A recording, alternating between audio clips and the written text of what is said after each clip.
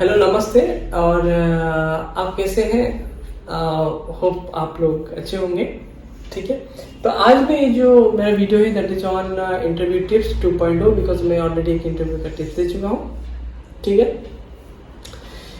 Last जो मैंने comments वगैरह पढ़ा, बहुत लोगों ने मुझे ये बोले हैं कि दैट इज लाइक आपको जो कॉटअप के बारे में सवाल पूछे। ठीक है, कॉटअप के बारे में सवाल पूछे।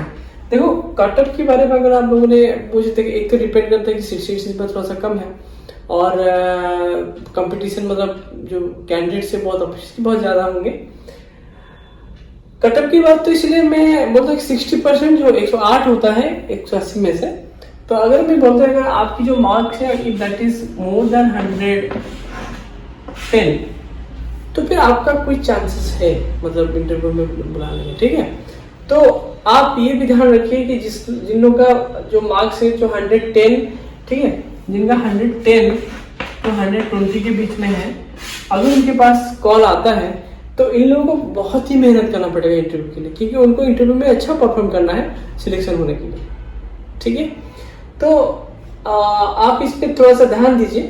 ठीक है, कि आप थोड़ा सा इंटरव्यू के लिए अच्छे से प्रिपेयर करके जाइए। उनका जो communication skill plus answering skill plus demo classes, ये सब वगैरह अच्छे से ध्यान देके जाइएगा। ठीक है, और दूसरा बात जो मैं आपको बोलना चाहता हूँ वो रहा मीडियम।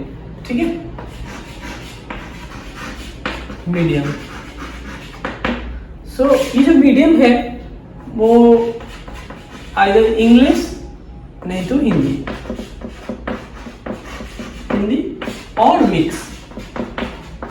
मिक्स।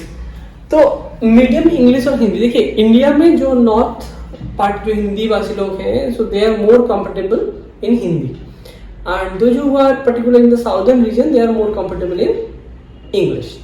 तो आपको देखना पड़ेगा कि जो इंटरव्यूअर है वो क्या एक्सपेक्ट करते हैं। ये मैं आपको नहीं बता सकता, वो इंटरव्यू पैनल में ही पता चल जाएगा कि वो लोग कितने अकोमोडेटिव है।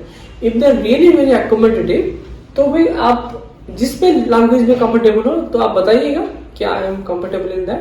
सो they will tell you to they will ask questions और they will also tell you to give a demo in that language. ठीक, तो फिर ये आपके लिए बहुत आसानी हो जाता है। अगर आप हिंदी और इंग्लिश में अगर जो भी आपका मतलब जिसमें आपका ज्यादा फ्लुएंसी है तो आप उसमें कर सकते हैं। तो ये डिपेंड करता है आपके पैनल के ऊपर। ठीक है, बट मैं आपको एक सजेशन दूंगा कि आप दोनों में प्रिपेयर होके जाइए।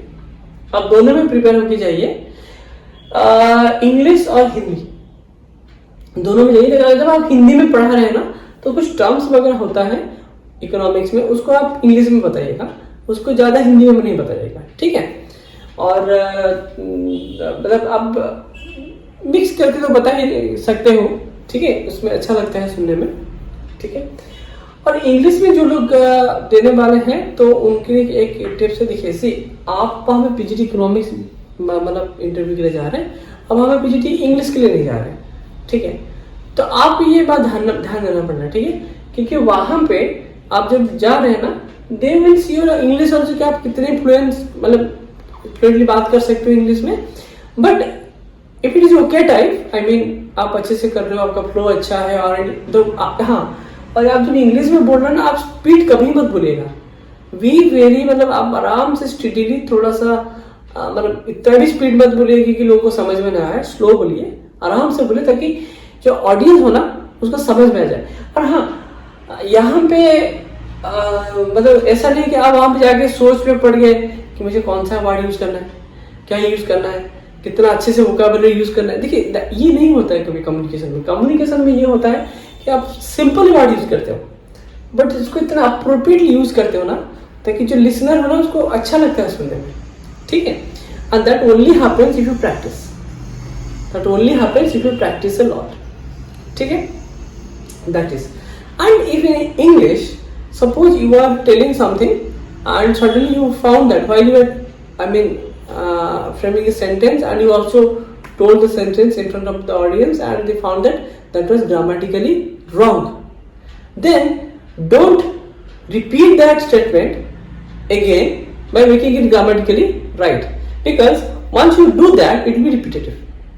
So if there has been mistake in grammar, it's okay, people understand that, Okay, right? Because our native is not English, and also those who speak in UK or US, they don't also speak like in a very with all grammar without any grammatical mistake. They have also grammatical errors whenever they speak in English.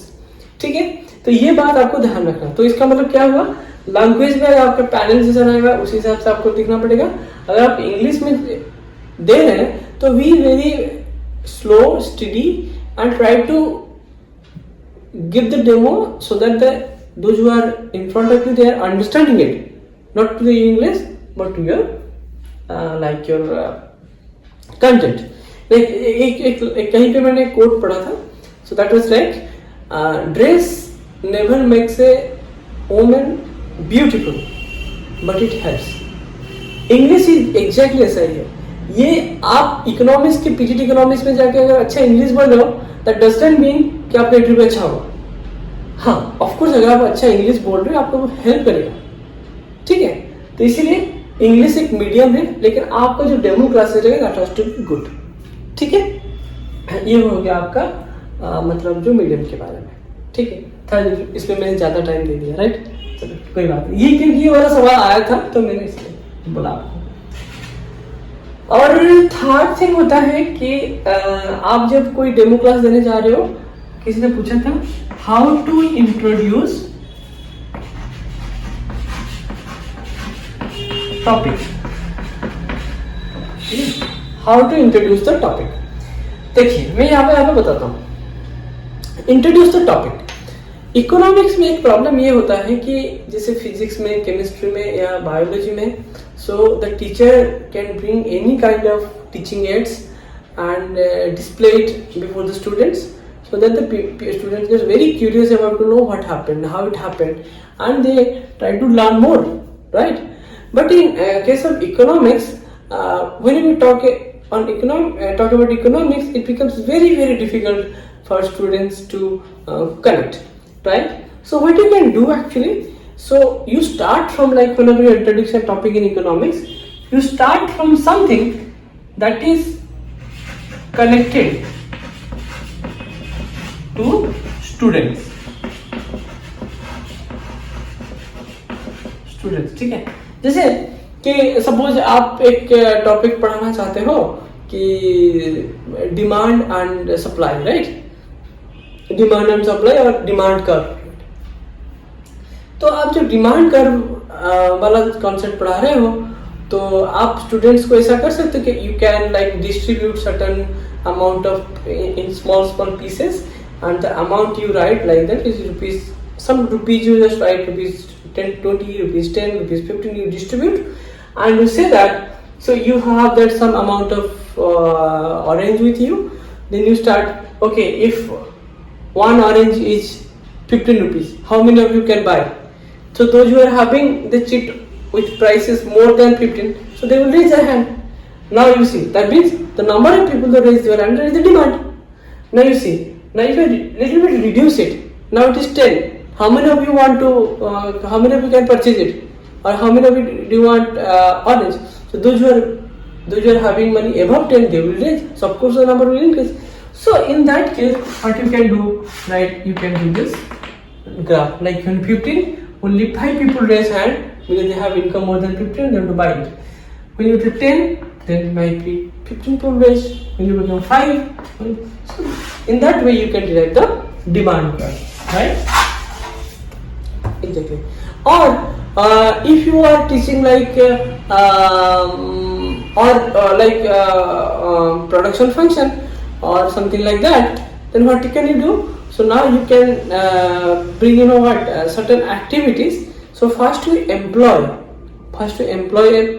just to tell one person you come and I have given you some pieces of paper. I am giving you 5 minutes.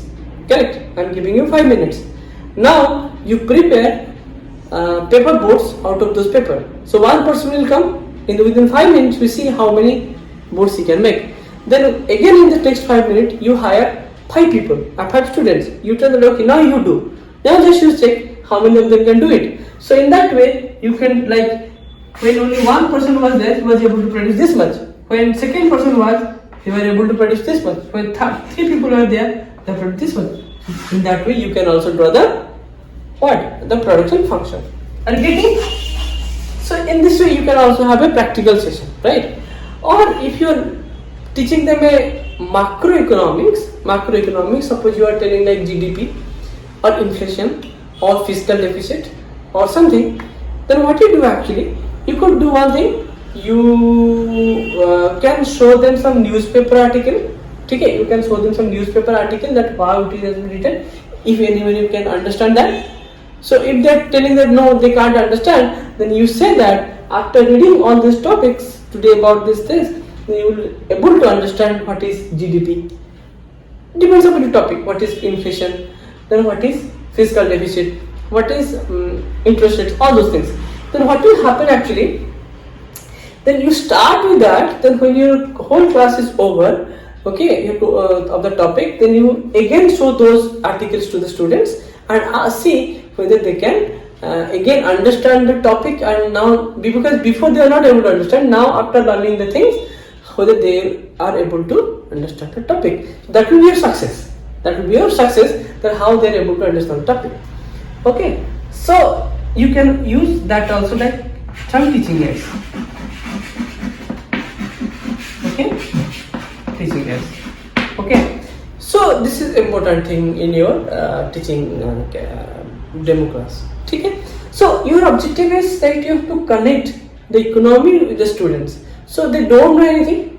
Now you are connecting so that they can at least whenever they will read the economic newspaper, because economics is not relevant for politics, relevant for economics, relevant for science, relevant for trade, relevant for export import, relevant for everything. Economy is there, right?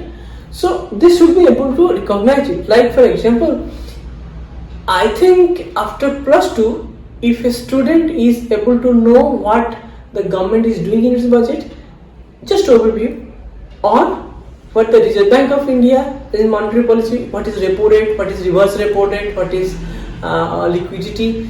अगर ये बात आपके student समझ जाता है थोड़ा बहुत, then इसका मतलब you have well satisfied the objectives of your class 2 12 economics. ठीक है, ये मेजर इंपोर्टेंट चीज है, मैं आपको बताया. ठीक है, अब करेंट इकोनॉमिक्स के लिए आप क्या करते हैं, एक मैं तो एक्चुअली क्या जीके टुडे फॉलो करता हूँ कभी कभी, मतलब जिसमें वो काफी अच्छे तरीके से दे देता है कि what are the main recent economic policy. ठीक है, ये हो गया आपका जो मतलब जीके और करंट अफेयर्स इन इकोनॉमिक्स. ठीक है, ये बात आपको थोड़ा सा ध्यान रखना पड़ेगा. ठीक है, तो ये हो गया आपका डेमो क्लास के बारे में. ठीक है, ये हो गया आपका डेमो क्लास के बारे में. Now I will discuss little bit about your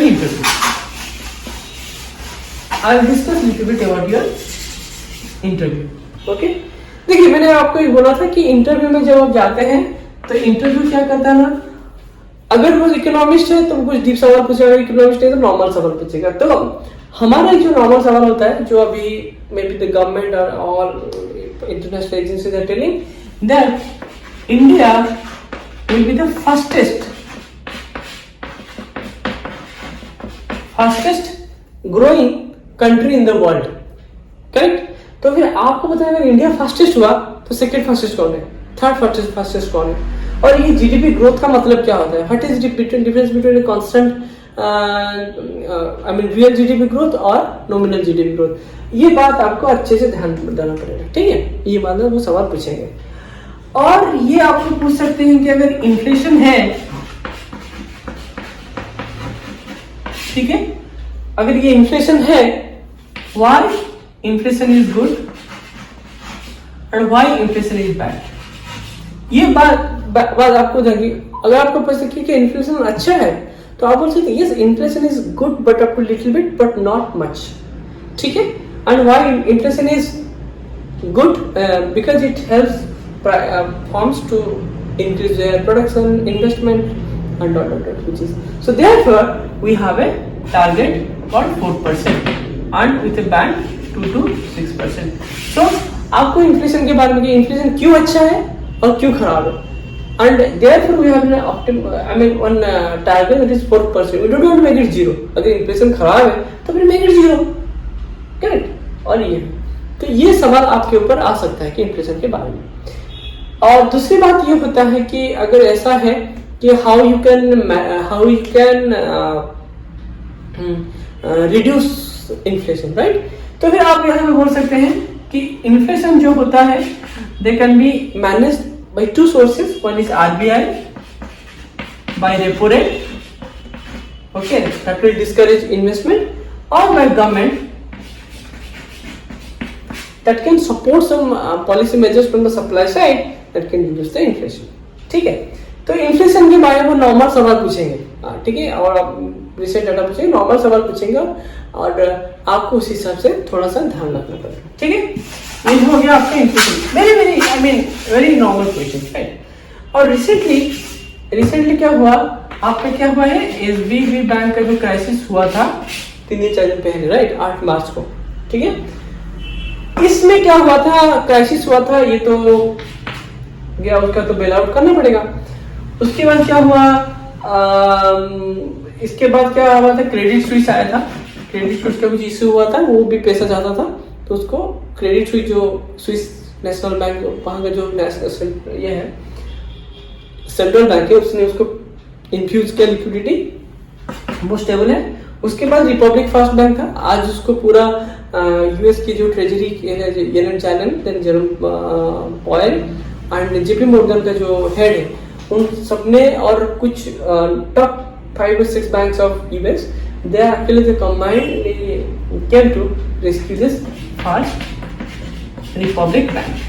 ठीक है, फर्स्ट रिपब्लिक बैंक, आपको ये न्यूज़पेपर में मिलेगा। तो ये थोड़ा सा ध्यान रखना पड़ेगा कि इसमें क्या इवेंट हुआ। पहले इसका क्राइसिस हो गया, ठीक है, जब इसका क्राइसिस हुआ उसके बाद क्या हुआ, क्रेडिट स्विस के ऊपर प्रेशर आया, तो क्रेडिट स्विस ने बोला कि मुझे पैसा चाहिए।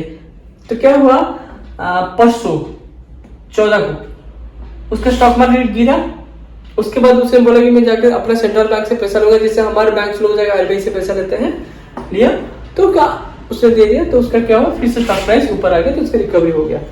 लेकिन उसके बाद से क्या हुआ, ये जो फर्स्ट रिपब्लिक बैंक है वो भी कैलिफोर्निया का सिमिलर टू एसबीबी बैंक है, उसने क्या किया, इसको भी बहुत प्रेस की जरूरत थी, तो उसको क्या हुआ, बाकी जो टॉप लार्जेस्ट बैंक है उन्होंने मिलकर उसको आई थिंक $30 बिलियन पाउंड उसको इन्फ्यूज किए, डिपॉजिट किए, ताकि वो सेट कर। तो इसीलिए इस बार तो ये सवाल आपको आ सकता है, तो आप इसका ध्यान दीजिएगा, ठीक है। और people may ask that how I mean what is the difference between this SBB crisis and the Lehman crisis in 2007 and 2008? That was due to mortgage-based lending, that was due to default and this house price crash, and then उनका value कम हो गया, इसकी वजह से उनके जो collateral का value कम हो गया, इसकी वजह से उनका क्राइसिस हुआ। यहाँ पे जो क्राइसिस हुआ that was due to the crash in the house prices। यहाँ पे क्यों क्राइसिस हुआ, because of the bank runs, depositor जो उन्होंने पैसा विड्रॉ कर दिया, ठीक है। तो इसमें आपको कॉन्सेप्ट आ सकता है मोरल हजार्ड। मोरल हजार्ड क्या होता है, मोरल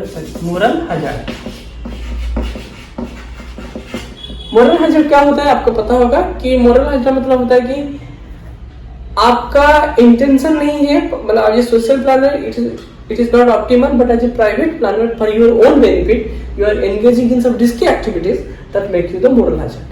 ठीक है, moral hazard इसके बारे में भी आप थोड़ा पढ़ के जाइएगा। और tight monetary policy, of course tight monetary policy है, but tight monetary policy that is to contain your inflation, right? Nothing to do with the moral hazard। but इन्होंने क्या किया था, हम अपना जो पोर्टफोलियो है इसको ऐसे ही बना के रखा था कि उनका बैंक रन्स, ठीक है, मोरल हजार्ड। और ये tight monetary policy, tight monetary policy is very very important. देखिए, हमको आपको यहाँ पे एक बात बताना चाहता हूँ, देखिए वर्ल्ड में कितना कुछ हो गया लास्ट 2-3 दिन में, फिर भी यूरोपियन सेंट्रल बैंक ने कल 0.5 इंटरेस्ट रेट बढ़ाया, जबकि पता था कि ये जो क्रैश हुआ है stock security prices because of the high interest rate, फिर भी यूरोपियन सेंट्रल बैंक ने बढ़ाया because they want to control the inflation. और नेक्स्ट वीक जो है वो यूएस का है, US and Bank of England, they will also decide the monetary policy. RBI का जो है वो है अप्रैल को, फर्स्ट वीक। तो इसमें थोड़ा सा आपको ध्यान देना पड़ेगा, ठीक है। तो ये कुछ चीज है जो आपके मतलब मन में आता है। और फिस्कल डेफिसिट जो है कि ये भी थोड़ा सा आपको ध्यान रखना होगा कि फिस्कल डेफिसिट क्या होता है। और फिस्कल डेफिसिट हमेशा मतलब क्या फिस्कल डेफिसिट होना जरूरी है, ये भी एक सवाल है। आप पढ़िए कि कैसे आप इसका आंसर दे सकते हैं, ठीक है। बाकी इसे नॉर्मल है, मतलब आपके इसमें कोई डरने की बात नहीं है, सब ठीक हो जाएगा, ठीक है। आप थोड़ा सा अपडेट रहिए इकोनॉमी को लेकर, न्यूज़पेपर पढ़िए हमेशा। और न्यूज़पेपर पढ़िए, चैट जीपीटी तो आ चुका है, जो भी मन में सवाल है पूछिए, वो जवाब देगा। लेकिन मैं एक बार टाइप किया था इन्फ्लेशन फॉर द फेब्रुअरी 2023, उसने जवाब नहीं दिया। वो कहाँ का मतलब 2022 का दे रहा है कुछ, वो गलत जवाब दे रहा है, ठीक है। That is okay. So you have many websites to read. New newspaper हमेशा पढ़िए, ठीक है। पर्टिकुलरली मिंट और द इकोनॉमिस्ट थोड़ा कॉस्ट पड़ेगा, क्योंकि अगर उसके पास आपका वो नहीं होगा, एक्सेस नहीं होगा, तो आप नहीं पढ़ सकते। अगर आपका ऑफिस में या कहीं पे आपको द इकोनॉमिस्ट मिल रहा है वो पढ़िए, क्योंकि वो जो लैंग्वेज होता है ना बहुत सही होता है। बट मैं कहूँगा कि आप बेटर कि आप कुछ जीके टुडे इस तरह का कुछ पढ़िए और प्लस मिंट ये सब वगैरह पढ़िए, वो काफ़ी सही रहता है उनके आर्टिकल्स वगैरह, ठीक है। तो चलिए आज के लिए मैं इतना ही रखता हूँ। मैं कब ऐसे आते रहूँगा बीच में, मतलब हमसे कुछ बोलते रहूँगा जो मेरे मन में आएगा, चलिए, ठीक है। तो अगर आपको पसंद आया तो लाइक शेयर और कुछ भी मन में है तो बोलिएगा, ठीक है। And wish you all a very good night and also happy weekend. थोड़ा सा सैटरडे संडे है, आराम से खाइए पिए, ठीक है। गर्मी तो बहुत पड़ रही है, अपना ध्यान रखिएगा, ठीक है। चलो टेक केयर, बाय।